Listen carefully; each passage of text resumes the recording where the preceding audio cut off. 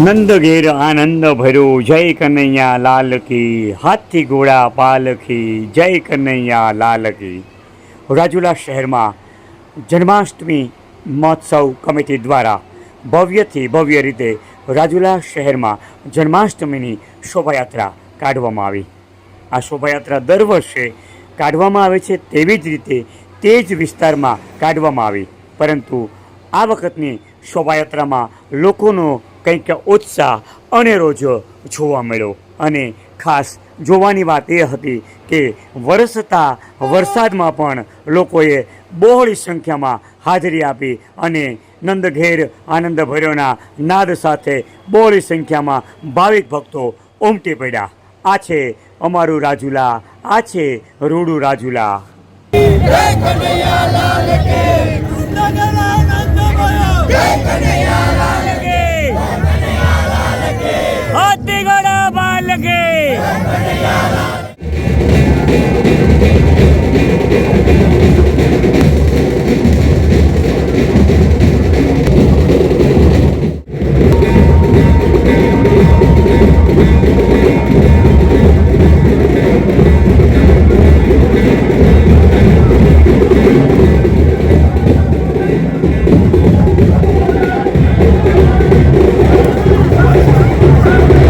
રાજુલામાં વરસતા વરસાદમાં જન્માષ્ટમીની ભવ્ય ઉજવણી કરવામાં આવી. રાજુલા શહેરમાં દર વર્ષની માફક આ વર્ષે પણ જન્માષ્ટમી ઉત્સવ સમિતિ દ્વારા ભવ્ય ઉજવણી કરવામાં આવી. જન્માષ્ટમી ઉત્સવ સમિતિ સતત રાજુલામાં 40 વર્ષથી જન્માષ્ટમીની ભવ્ય ઉજવણી કરવામાં આવે છે.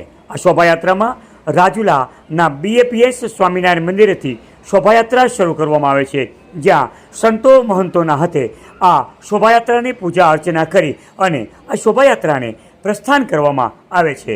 અને પ્રથમ મટકી સ્વામિનારાયણ મંદિર એટલે કે BAPS સ્વામિનારાયણ મંદિર ખાતે પડવામાં આવે છે. આ શોભાયાત્રામાં પૂર્વ ધારાસભ્ય અમરીશ ડેરે પણ હાજરી આપી હતી અને દર્શનનો લાભ લીધો હતો. ત્યારબાદ રાજુલા શહેરના વિવિધ માર્ગો પર આ શોભાયાત્રા પસાર થયેલ, ત્યારે આ શોભાયાત્રામાં આકર્ષક ફ્લોટ પણ બનાવવામાં આવેલા. આજે જન્માષ્ટમીનો પવિત્ર તહેવાર છે, ત્યારે આપ રથયાત્રાની અંદર આવ્યા છો, શું કહેશો? આટલું જ કહીશ કે નંદ ઘેર આનંદ ભયો, જય કનૈયા લાલ કી, હાથી ઘોડા પાલખી, જય કનૈયા લાલ કી. આજ જગન્ના નાથ ભગવાનનો જ્યારે આજે આઠમના દિવસે જન્મ થવાનો હોય ત્યારે ભગવાન પાસે પ્રાર્થના કરીએ કે જે રીતે ભગવાન જન્મ થતા જ મથુરાથી ગોકુળ જઈ અને અસુરોનો પછી નાશ કર્યા હતા, એ રીતે અસુરોનો નાશ કરે, સૌને સદબુદ્ધિ આપે, હંમેશા હર સમાજના લોકોને આશીર્વાદ હંમેશા પ્રાપ્ત થતો રહે. અને આપ સૌ જોઈ રહ્યા છો એમ રાજુલામાં જ્યારે શોભાયાત્રા નીકળી હોય ત્યારે આ વરસતા વરસાદમાં પણ લોકોએ જે ખૂબ મોટી સંખ્યામાં હાજરી આપી અને દરેક સમાજના લોકોએ ભાવભીનું સન્માન કર્યું અને ઘેર ઘેર મટકી બાંધીને ભગવાન લાલાજીએ જે મટકી ફોડી અને લોકોને પ્રેમથી દર્શન આપ્યા, એ પ્રત્યે લોકોને આજે જન્માષ્ટમીની ખૂબ ખૂબ શુભકામના પાઠવું છું.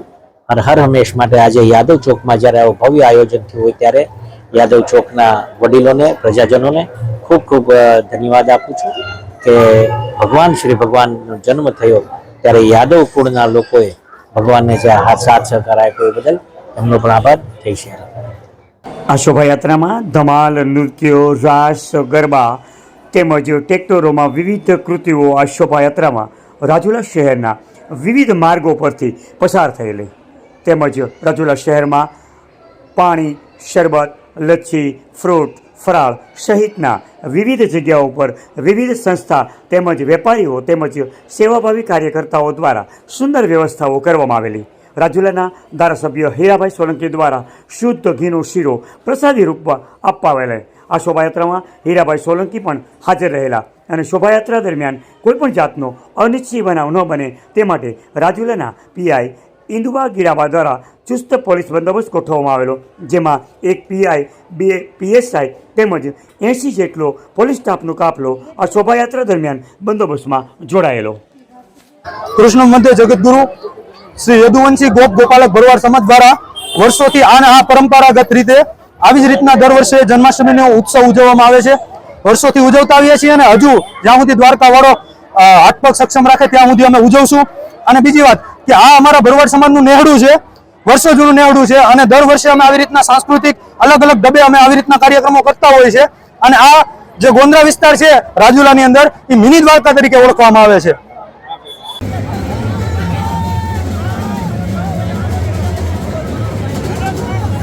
આ સમગ્ર શોભાયાત્રા દરમિયાન રાજુલા શહેરમાં 20 જેટલી મટકીઓ ગોઠવવામાં આવેલી. દર વર્ષે તમામ મટકી ફોડ માટે માધવ મટકી ગ્રુપના યુવાનો દ્વારા આ શોભાયાત્રામાં દર વખતે વિશેષ સેવાઓ આપવામાં આવે છે.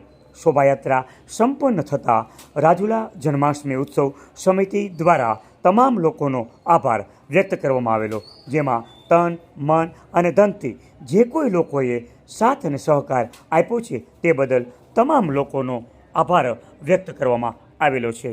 દર વખતે રાજુલા શહેરમાં રાજુલા પીજીવીસીએલ કચેરી, પોલીસ સ્ટાફ, વેપારીઓ, વિવિધ સંસ્થાઓ, રાજુલા શહેરના આગેવાનો, ચેમ્બર ઓફ કોમર્સ તેમજ વિશ્વ હિન્દુ પરિષદ, બજરંગ દળ સહિત વિવિધ અલગ અલગ પ્રકારની સંસ્થાઓ દ્વારા આ કાર્યમાં સાથ અને સહકાર મળે છે. ત્યારે નામી અનામી તમામ સંસ્થાઓ, વેપારીઓનો જાહેરમાં આભાર વ્યક્ત કરવામાં આવેલ છે.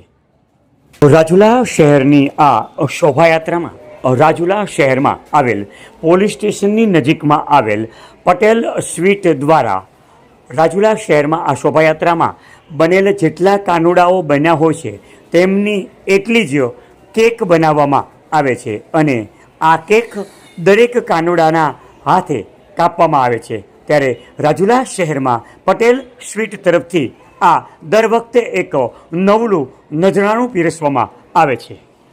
આપ જોઈ રહ્યા હતા કાનાબાર ન્યૂઝ રાજુલા. આવા જ સમાચાર માટે અમારી ચેનલને લાઈક કરો, શેર કરો અને સબસ્ક્રાઈબ કરો. આપને જો અમારા સમાચાર પસંદ આવ્યા હોય તો આ સમાચાર આપના ગ્રુપમાં, આપના મિત્રોમાં અચૂક શેર કરશો.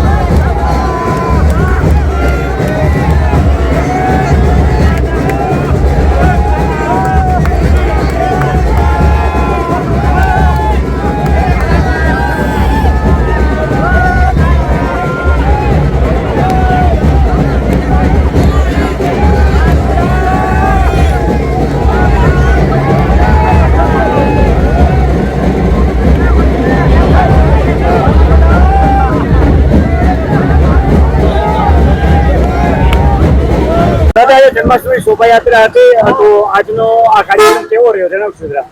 આજનો સવારથી જ વરસાદી વાતાવરણ હતું, છતાં જે લોકોનો તમામ ભાઈઓ બહેનોનો જે ઉત્સાહ હતો અને કલ્પના બારી જે ભીડ હતી અને લોકો હતા, અને આ જન્માષ્ટમી ઉત્સવ સમિતિને લોકોએ એક મહોત્સવ બનાવી દીધો.